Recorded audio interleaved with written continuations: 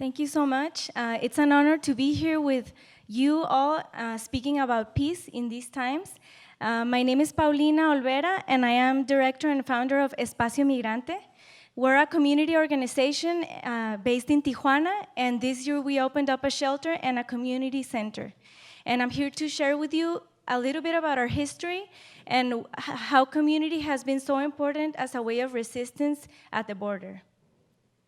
So in order to begin our story, I want to speak a little bit about the arrival of Haitian migration in 2016. I think it's something that Tijuana wasn't prepared for. We received, even though Tijuana is a city of migrants, the city wasn't prepared to receive 20,000 Haitians that came with their families, and they were traveling all the way from Brazil. As you can see in the map, they were traveling through 10 borders by land to arrive to the border in order to seek asylum in the US. Tijuana, like I said, it's a city of migrants, so we had about 7 shelters in the city. However, this wasn't enough because there were thousands of people, especially families, camping outside of the port of entry. So by the end of 2016, we had 38 shelters. So this means that 30 new spaces opened up their place without having much resources in order to give a roof to this new community. Also, Mexico granted Haitians a humanitarian visa, and in the end, about 3,000 Haitians decided to stay in Tijuana because the Trump administration shut down the border for Haitians coming into the US. So what does this mean for Tijuana? Even though it's a city of migrants, we say that it's a ciudad de paso, it's a city where you just pass through. We receive hundreds of deportees and asylum seekers. However, this was a very big community that stayed, and that was in Tijuana to stay. And this meant that our work as organizations had to change because it wasn't only necessary to bring shelter and immediate humanitarian help, but to find a way to help them for the inclusion as Tijuanense residents. So the first step was to learn the language. So Espacio Migrante started offering Spanish classes as well as Know Your Rights in Mexico workshops. And we realized that the Haitian community is a very young community, and a lot of them, their main interest was starting to work and starting to go to school in Tijuana. And so many of them started working in construction, in maquiladoras. As you can see in the picture, this is a picture of a Haitian taquero cooking tacos in Tijuana. Also, artistically, hay Tijuanenses, which is what they call themselves. So it's a mix from Haiti and Tijuana, Tijuanans. So they also started to stand out in many artistic ways. For example, we have the picture on the right is a picture of a couple of dancers that started a dance academy. They had a dance academy in Haiti, and they started to teach dance classes in Tijuana, part of it in Espacio Migrante as well. There's also hip-hop artists, a jazz band, writers, and also a project of community radio, which is called Radio Haitiano en Tijuana, which they are on Facebook, and they have thousands of followers, not only Haitians in Tijuana, but also in Brazil, Chile, and even back in Haiti. Also, access to higher education is of great importance to this community, and that was always a question that they would ask us when we would do the workshops. How can I continue studying in Tijuana? So we decided to start free classes for the UABC exam, which is the public university. And right now, there's 3 students that are studying bachelor, master's, and PhD at UABC. And also, a private university started offering scholarships. So there's 10 Haitians who are at the University of Tijuana in CUT.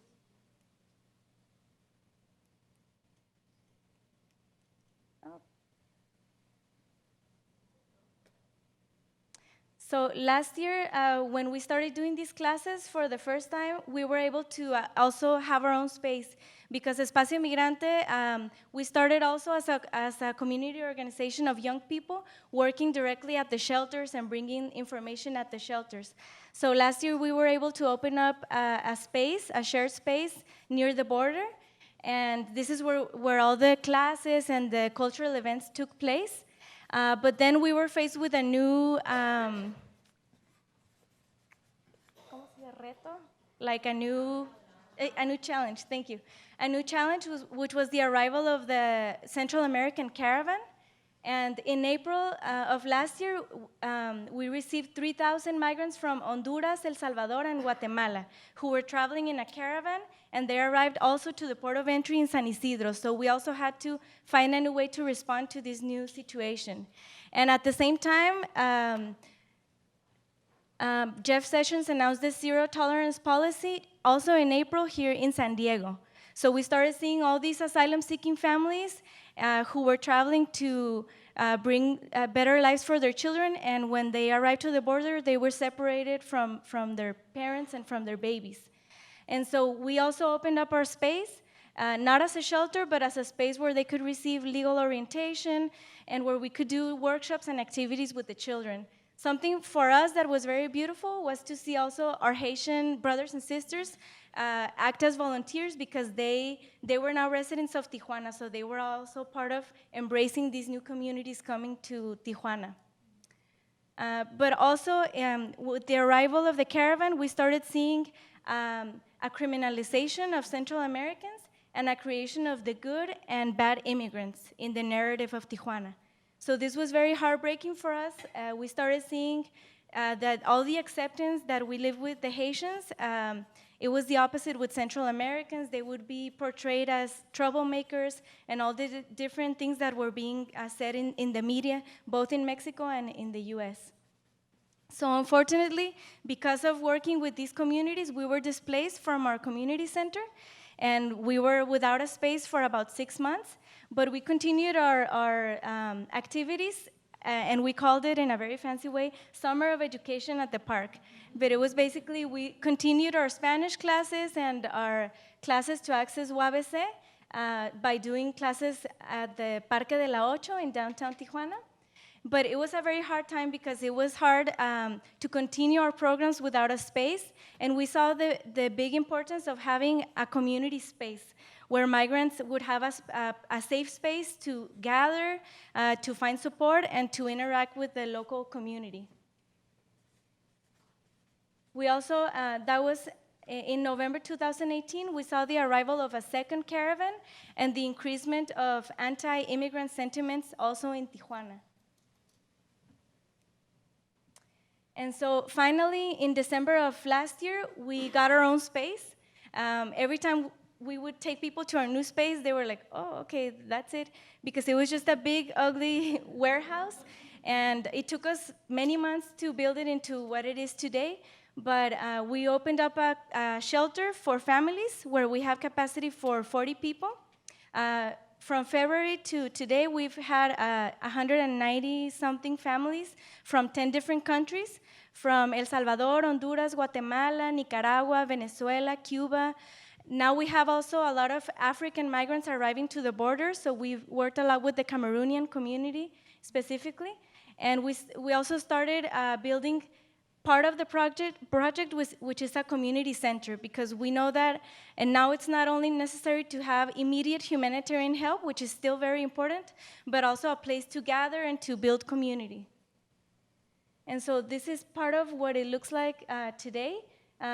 These pictures, the one on the right is from a couple of weeks ago. We had a Day of the Dead celebration, and it was beautiful to see our Spanish students from Haiti, Jamaica, and the people at the shelter share some of Mexican traditions, such as Dia de los Muertos, and even sharing some of their own traditions.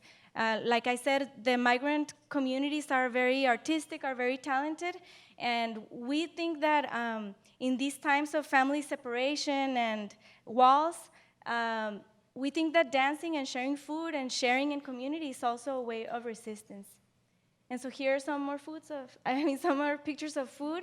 These are chuchitos, which are like tamales from Guatemala. And I also want to give a shout out to Common Ground Voices, one of the previous speakers, because they came and did music workshops at Espacio Migrante and donated musical instruments. And now we also, some of the people at our shelter started a cumbia band, which is the picture on the left. And so they started to perform at some of our events, and they are called Resistencia Migrante.